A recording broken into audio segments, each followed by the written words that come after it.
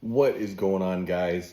Jake the Fishing Guy here, and we are going to go over something near and dear to my heart.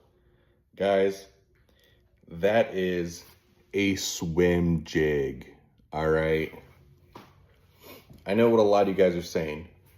Why throw a swim jig when you can throw a chatterbait? Why throw a chatterbait when you can throw a spinnerbait? Why throw a spinnerbait, when you can throw a swim jig, guys? You ever go somewhere and you're happy you're in a truck, you're happy you have that four-wheel drive, you're happy you have all the features, right? That is this guy right here. To me, guys, the swim jig is the 4x4 of the swimming world. How am I going to use this? Guys, I'm going to be throwing it into the thickest stuff. Into the laydowns, into the trees, everywhere. I'm throwing it. Under docks, throwing it. Little stick sticking up out of the water, throwing it.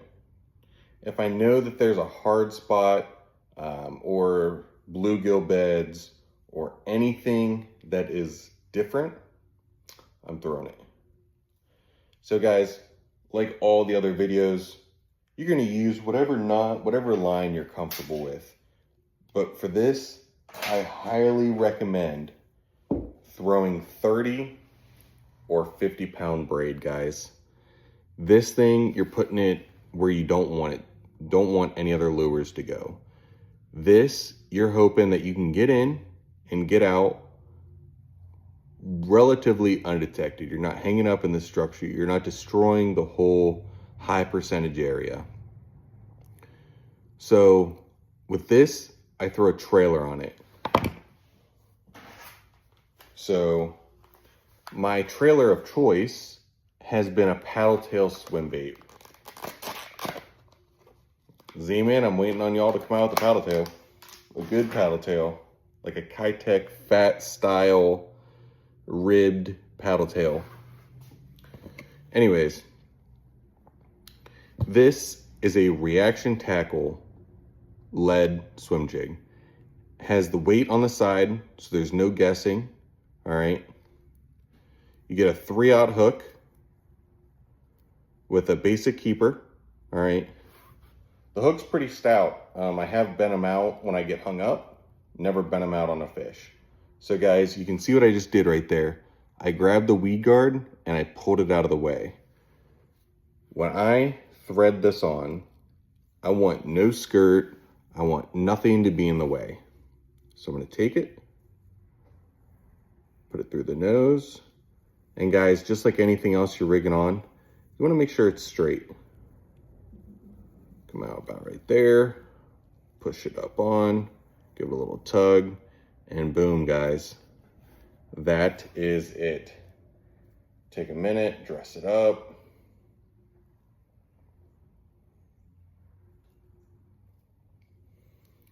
And there you go, guys. Now, when do I use this? All right. Like I said, I'll always start out with a spinnerbait.